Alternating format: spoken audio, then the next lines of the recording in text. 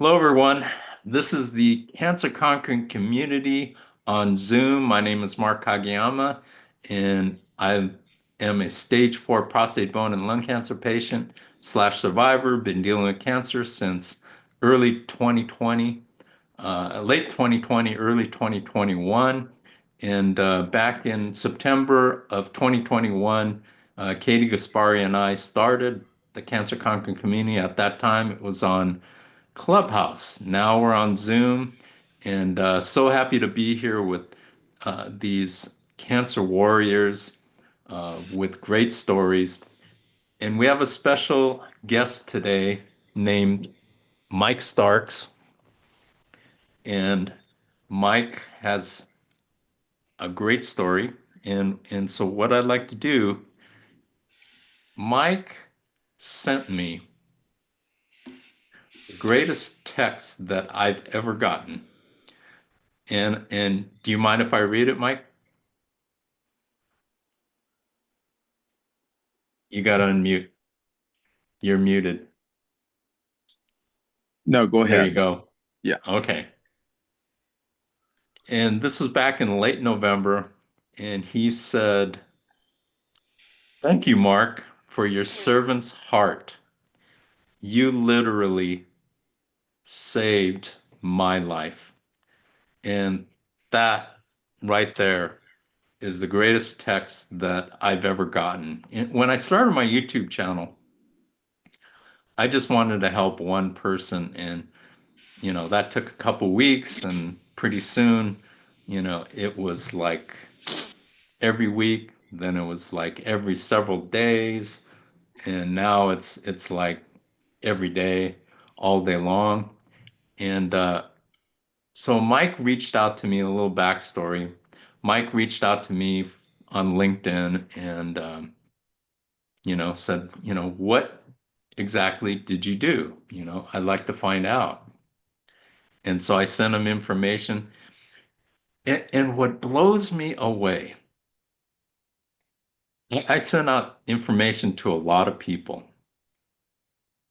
And what blows me away is the excuses that I get after they receive the information. So, one of the first questions I ask people is, how bad do you want to live? Think about that. To a person, every person comes back and they say, "Oh, I want to live in the worst way." To a person, every single person says that, without question. "Oh, I want to live in the worst way." I said, "That's great." So I expect that answer. So the the telling thing is what happens afterwards.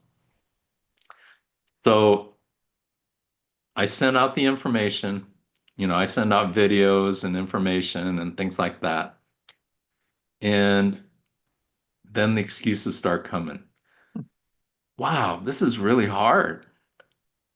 And that's when when I first started doing it, I was just bewildered. Now I expect it. So I would say people that are serious about doing something, like based on what I send them, the percentage is so small.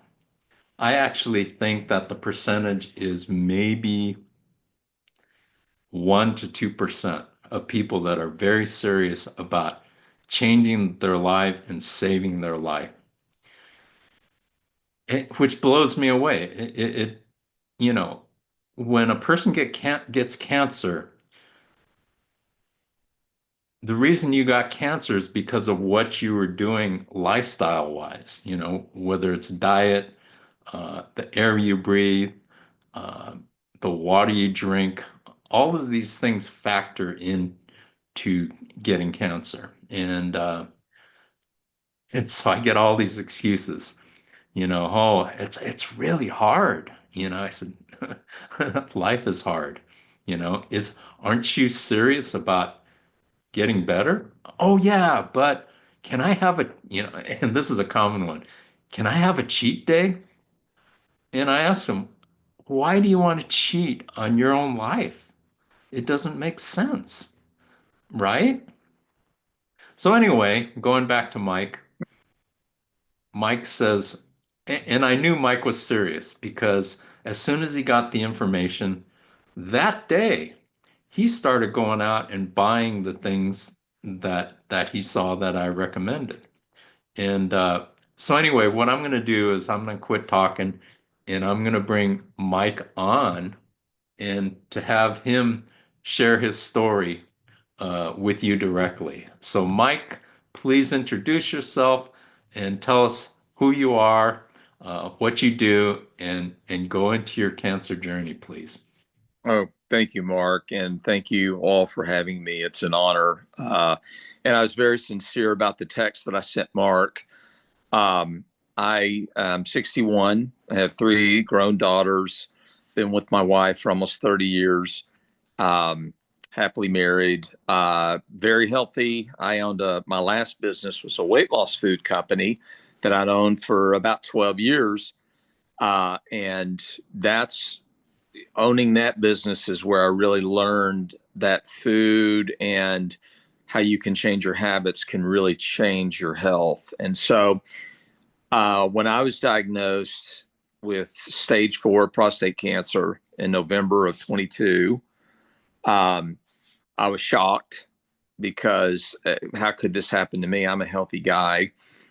It turns out I have BRCA gene, which if you have the BRCA gene, I have the BRCA2, not the one, but if you have the two, you have about a 75% chance of getting, if you're a female, breast cancer, if you're a male, prostate. But anyway, realized how serious it was. Stage 4, they gave me 12 months to live if I did nothing. And if I followed what they told me to do, I could probably get 5 to 10 years. So like most of you, I'm sure, I went on YouTube and watched probably 8 hours of video a day for the first 5 or 6 weeks. And what I discovered was very similar to what I knew was in the health or in the weight loss food industry. A lot of fraud, a lot of uneducated people guiding you or telling you what to do. And I came across Mark's video after probably 300 hours of different videos. And I remember it vividly. I was in my living room and it was in the daytime. I came across his video and I'm a believer in Christ. And I sat there and I thought, God was saying, this guy's legit. You can trust this guy. Because I don't reach out to hardly anybody. I'm not a social media person. But so I reached out to Mark and I said, okay, I'm interested. And I told my wife about it. And at that point in our cancer journey, or we stopped crying as a family and started accepting that, you know what, whether I have 1 month or 20 years left, let's just appreciate every day. So I reached out to Mark and I said, hey, tell me what I need to do to survive this thing. I'd already been through radiation. I was about to go into chemo and I did not want to do that. And because of my background in the weight loss industry, we had 270,000 customers. We were a decent sized company. And I'd heard all the excuses, just like Mark said. Everyone wants a pill or they'll try something for a day or two, but they really don't want to make the change. And it's all about behavior change. So I knew that, but I just didn't know what to do. My doctors were sent from God because they were very flexible and said, hey, whatever you do, we support you. Just try what you want to and, let us know how it's going and we'll still be doing tests. So reached out to Mark, got a response that night. I was shocked. I was like, well, what? This guy's already responded to me. Okay. So we got on a phone call that night. You're in San Diego then, Mark, right? No, I was in California, San Fernando Valley. Fernando. That's right, San Fernando. I'm sorry. So anyway, Mark reached out to me. We talked. He sent me over a list of kind of the things that he did. And I went to Walmart immediately, got all the stuff, was real excited, and started following it and started noticing a difference immediately. And also started going on a plant based diet. And the plant based diet was probably the hardest thing for me to change because I'm a Texas kid, grew up eating meat. I love meat. Um, and so everyone that I really had respect for on the internet that had stage 4 cancer, all kinds of stage 4, or even cancer, period, swore by the plant based diet. So I kind of dabbled, and I would eat a piece of meat every 2 or 3 days. And the pain, I would just experience this pain that was terrible. The inflammation. I have about 30 spots all in my body that the cancer has spread. So I just managed that. But finally got off meat altogether. And today, uh, I was on Lymparza, which is a horrible drug. I'm off Lymparza now. I still do abiraterone, but I do half of my abiraterone. Um, and I do 90-day immunotherapy shots, which I went off of that for a couple of months. But my PSA originally was at around 27, and now it bounces around 1 to 3. But as we know, those of us that have cancer, um, it's really about managing pain. And I can tell you, if I eat a piece of red meat, within, I would say, 24 to 26 hours, my body locks up. If I eat chicken, um, or any wild caught, I mean, farm raised fish, my body will lock up. But if I just eat vegetables, and I still do Mark's little routine, his lemon and honey, a couple of few other things in there, but I've kind of adjusted it for my body, and I take a bunch of supplements. Um, but I attribute Mark, and when I first met Mark, I met Boyd probably about 3 months later. Talked to Boyd quite a few times, but I tell everybody now that I've living with cancer, when I meet somebody that they're going through cancer, or their spouse or their child has been diagnosed with cancer, I the first thing I tell them is, look, I met a group of guys, or folks, that have cancer that range from stage 1 to 4, and from brain to breast to prostate. And it really saved my life because they really not only told me what to do, but also the faith, and the hope, and just how do you, and us being cancer survivors, how do we explain to people when you're first told you have cancer, you are in disbelief, or I was in disbelief for about an hour and a half. I even was to the point, my wife was traveling when I was told how bad it was, and I wasn't going to tell her. I was going to just try to make it through stage 4 cancer and not tell any of my family members because I didn't want them to worry. So we start thinking really irrationally and very strangely. And that's why I'm just a firm believer that God opened this door with Mark to say, you're going to be okay. Here's some tips, and here's a community that will support and help you. And so, I heard somebody say on YouTube a while back that it's funny, once someone's diagnosed with cancer, they start witnessing a lot more about God. And I thought, absolutely, because we don't know when we're going to die. And like my doctor, my nuclear medicine doctor said, the problem with stage 4 cancer is you can feel great one day and be dead 60 days later.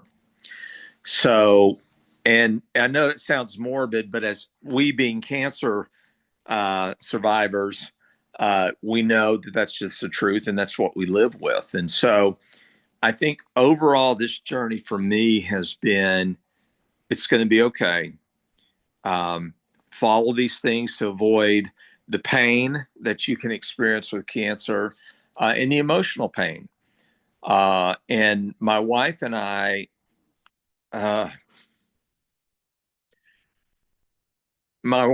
are the happiest we've ever been, um, because we appreciate what time we have left. And, I know we often feel sorry for ourselves. And I'll tell you, one of the most humbling parts of my cancer journey was I was at the oncologist, and I don't know, it's 3 or 4 months into my cancer thing. And even 3 or 4 months, I'm still having a pity party. Why me, God?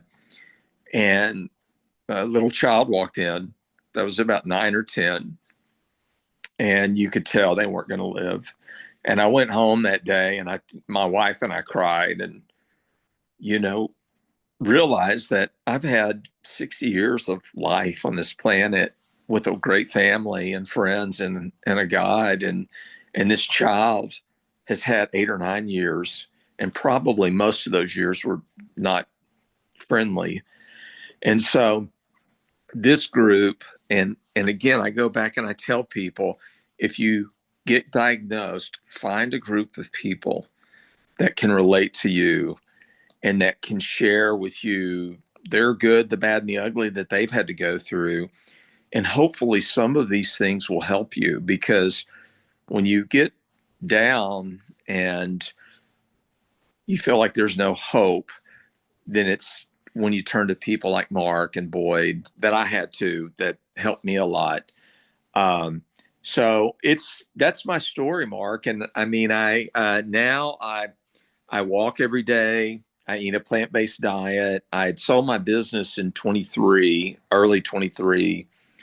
And, but now I'm a senior consultant for a fund, a group out of Chicago. So I travel a lot, and it's been great. I'm just not good at retiring. So that's why I travel and I consult, and, yeah, but I'll tell you, it's now when I meet somebody and they start talking about cancer, or somebody in their family has cancer, it opens a door for me to share my story. And Mark, your name is always brought up. I refer to him as Mark K because I always butcher your last name. Uh, but anyway, so thank you so much. And seriously, Mark, what you've done, you probably don't know all the networking that or all the people that you've touched. But I'm one of them, and I really appreciate you taking the time to do these things for people that you may not even hear from or meet. But thank you. Oh, thank you, Mike. I mean, that I can't ask for more uh, gratitude for more. I'm not sure what the right word is, but yeah, I mean, I really appreciate your words and sharing your story. One of the things that you brought out, and I'd like you to talk about it, Yeah. is you tailored things to you, Yes. and you made it your journey. Talk about that, Yeah. please. So I I almost went down to MD Anderson in Houston, um, and um, there was a lady down there. She's a doctor, and I saw her on a video, and she said something that was very interesting. She said, "Look," she said, because there's an ongoing debate online about is keto or plant based or what's the best for cancer. And so you always have different sides that tend to be extremely biased.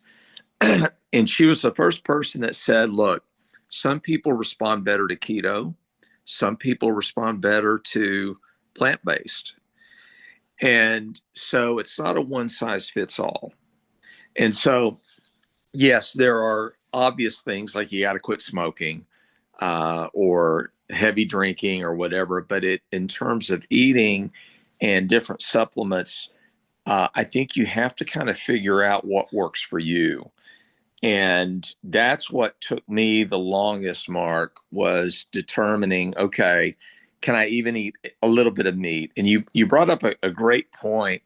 One of the things we used to tell our people in the weight loss business because they would say, well, how often can I cheat? And my thing was, look, weight loss is really food addiction. You're addicted to the wrong foods. Okay. So, how often can a cocaine addict have cocaine? Every Saturday night? No. And so the same thing with food, the same thing with, our cancer stuff. I know that if I eat a steak once a week on a Friday night, Sunday and Monday are going to be hell. It's going to be a hard 48 hours for me because my body just responds bad.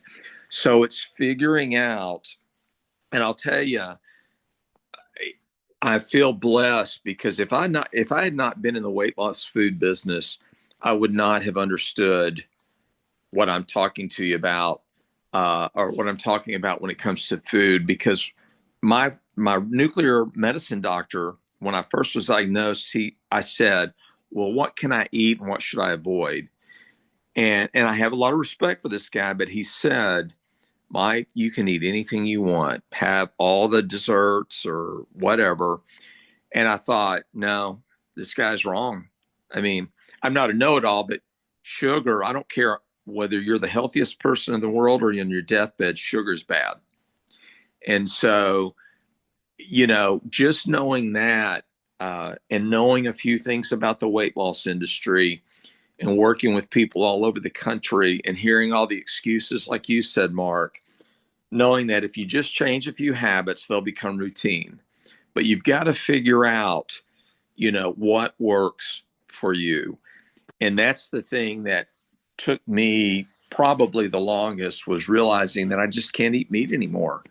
And once I got through that and over that, I I feel great. I feel great all the time. And so, but yeah, just tailoring it to where it was easier for me. Like I eat a ton of salads, the bag salads. And so, yeah, just understanding that, changing the routines, keeping it simple, uh, and you can really beat, I don't want to say beat cancer ultimately, but you can live with it. Uh, and sustainable lifestyle that will hopefully, uh, uh, extend my lifestyle for a while. But anyway, so yeah, that's what I meant. Boyd, go ahead. Boyd has a question for you. Yeah. First of all, I'm going to make a comment. Mike, your daughter ended up going to school in Montreal. Yes, McGill. Everything's good. She made it. She's doing it. Oh, Boyd. She Or that's a loaded question. Maybe I shouldn't have led with that. No, no, no, no. So she was at McGill, and we find out that we thought who was a friend of hers moved up to Montreal, and she was over at the St. Anne campus, which, for those of you that don't know McGill, the main campus is in Montreal. They have a St. Anne campus, which is their STEM campus. It's about 10, 12 miles west of Montreal. So she's living in the dorm there. This young boy moves into downtown Montreal, and we find out they're dating. So I was a little upset that she had not been honest and forthright with us. So she comes back this summer and said that she's not going back to McGill, that she's going to move in with this boy. And we told her that if you do that, honey, we're not going to pay for your school. You can't go to McGill and have this boy living with you, whatever. So she chose to stay here and to go to North Texas and live with this boy. And let me tell you what, I cried a few nights over that one. And so, yeah, so that's My bad. oh no, no, what I was hoping to share was Mike reached out to me just to get information on how he could get his daughter into school, and I didn't know all that, so I apologize. But what impressed me about you was that you were humble enough to ask questions, and you didn't have it figured out. And I was the one telling you, hey, channel your inner Texan and just say, this is what we're doing. yeah. So you've always been a kind of down to earth, humble guy. But then I think the other thing too that you sort of touched on, which I think is incredibly important for me, moving away from meat was just like my body was not doing well. I was becoming anemic and all those other things. And it was Mark that talked about Katie Gasparella, who helped start this group. This would have been coming up on almost 3 years. And, so for me, again, this is me. I just went all in on meat along with a ton of supplements, and my body's actually responded to it better. But I think it's fair, and I'm hoping you can comment on that. Like, if your body's responding to something or not, don't be so stubborn that you're doing this.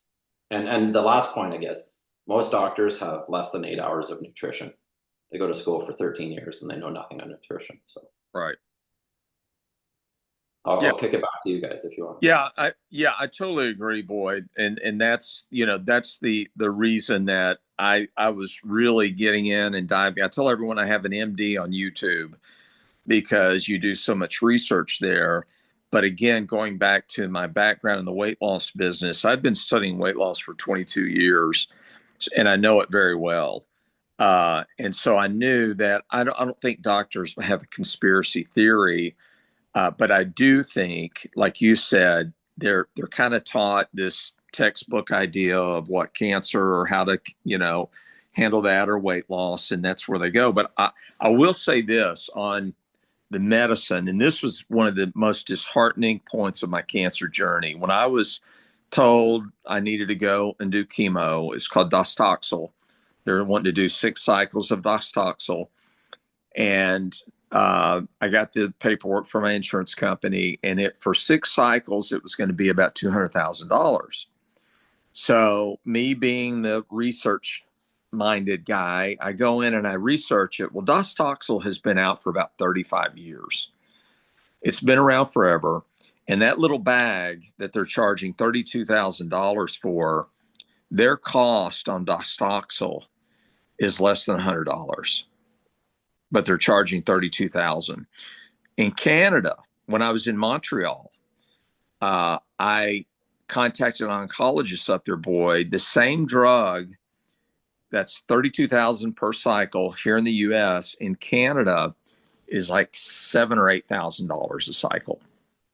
In Mexico, it's like $1,500 a cycle. Lynparza that I'm on, or that I was on, Lynparza was 4 pills a night, it's $21,000 a month. In India, it's $1,800 a month. And so when I started discovering this about the medicine, I went to my nuclear medicine doctor, and he said, this is one of the sides of being a doctor I cannot stand. And he's an honest guy. He's a strong believer, but he said, the drug companies have so much power, even over the doctors in the hospitals here in America, that there's not a lot that we can do. And so he said, if you can get anything done overseas that's the same, he goes, you have my blessing. And so that to me has been one of the most eye-opening, disheartening things about cancer, because there are a lot of people in this world that are in America that cannot afford the treatment, and they're being denied. And so that to me has been one of the things that's really been sad to discover. And hopefully now that the new administration's in, hopefully they can, get some oversight, make some changes. But yeah. Mike, Georges has something to say. Georges, you want to unmute and chime in? Sure, thanks. Well, first of all, thank you so much for sharing your story. And you made several points that are key for anybody going through cancer. And you yourself found out, basically shared that it's everybody's different. Yeah. Okay, I have clients that are anemic because they're on plant-based. They just don't know maybe how to prepare plates, But I wanted to point out that the fact that, and this is something that I got from actually Chris Ward. He shared a questionnaire that now I give to my clients to ask the oncologist who's going to become your employee. He's not your God. It's somebody that you're hiring for thousands of dollars, like you said. I mean, I went through that to the point because you are in the dieting business. I became a nutritionist, Mm. and on year 8 of my 10 years of cancer, I decided to go natural. I stopped all conventional stuff, took a leap of faith. I didn't worry about those tumors that were not operable. And here I am, 12 and a half years free of cancer. And I went through, basically, it was faith, but there are certain things that people need to know. I was thinking about this, Mark. I'd love to do, maybe not on a Thursday, a workshop on the 4 holistic legs of the table, I call it. A physical leg of the table, and emotional. All disease are emotional. All chronic disease, including cancer, start in acidic bodies, in inflamed bodies.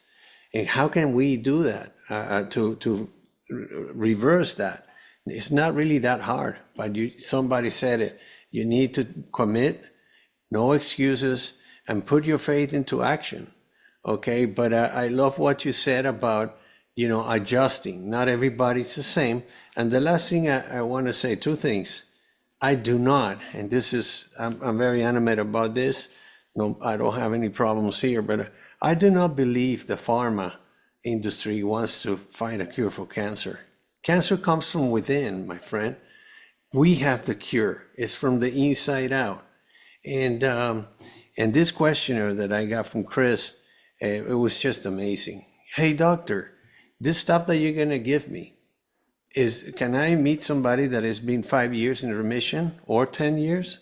Hey, doctor, is it true that you get your medicine, your chemos at a wholesale price and you mark it up to the insurance companies and to your clients? Right. Hey, doctor, there's 12 questions. You know what's interesting though? None of my clients have had the courage to go and ask these questions, because that's a rule of the mind. There's also a lot in the mind that we have to work. It's a mindset. He's not your, he's not your nutritionist because they didn't study that. They're no psychologists. They don't do tapping. They don't do, acupuncture or massage therapy. They don't know that. And the worst thing you can ask a doctor is, I asked the same thing. What can I eat? I was dropping weight crazily. He goes, anything, eat anything so you don't lose weight. And he actually recommended this drink that had 42 grams of sugar, Yeah. refined sugar. Imagine. So that's all I wanted to say. Thank you for sharing this knowledge. And I'm curious about what Mark is offering. I don't know that. What is it? What is that you offer out there? Maybe I can offer it to my clients and myself.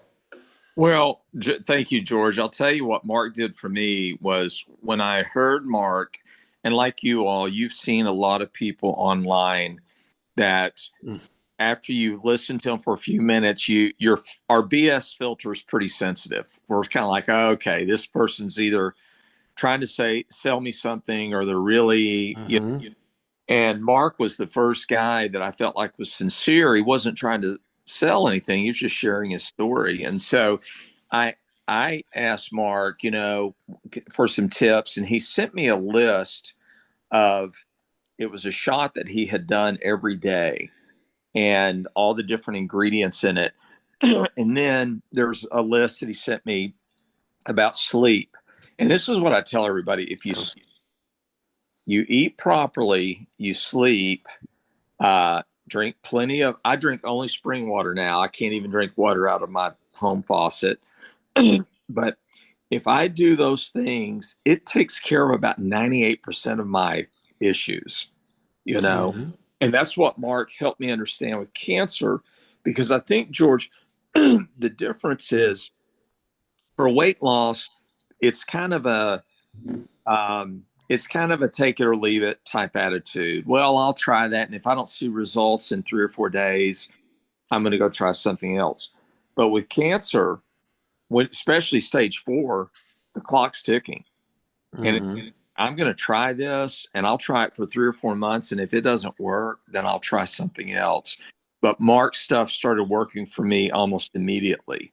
Um, but I think the fact that I also was experienced enough to know that I could eat only organic foods, um, and avoid sugars and alcohol, that that also helped a lot. But I think it's I kind of consider a lot of people going to their oncologist, like when a lady takes her car into a mechanic, she's trusting what that mechanic is telling her, right? Yes. And when we go to the doctor and we don't have the experience of owning a weight loss food company or your background or having cancer for several years, these when we go into the doctor, we're going to do everything they tell us to do, and I think Yeah. that's where the big one of the big issues, and if you have the interview with Tucker Carlson and oh gosh, the Beeman Bueller, he's the guy, he's the whistleblower from the pharmaceutical industry. It just came out 2 or 3 days ago. You guys need to watch that. Talk about conspiracies and the pharmaceutical insurance companies and the medical. It it will blow your mind Yes. all the stuff he talks about. And Hmm. you talk about cancer. And one of the things you just said, George, is I don't think they want a cure for cancer. There's so much money in cancer drugs that I mean, think about Lymparza. They're charging 21,000 a month here in India, $100 a month. I think Yeah. that's crazy. So anyway, I think the best thing that I try to do for cancer when I meet someone that's been diagnosed or a family member that's been diagnosed is just to tell them there is hope. Here's what I do and what guys I know all over the country, guys and girls on this group, on Mark K's group, what they do and what they share. And I think that's the best that we can do is just to try and support and help them and guide, Hmm. you know. Yeah. So, but thank you. I appreciate that. Good. Mike, thank you, George. What I'm going to do right now, there's some more we want to talk about. I'm going to end the recording, Okay. uh, and so I'll be putting it up on YouTube on our Cancer Conquering Community YouTube channel. So let me do that. Thanks for Okay. joining us, everyone, on our Cancer Conquering Community. And please like, subscribe, make a comment in the comment section. And with that, we will see you in a couple of weeks. Thank you.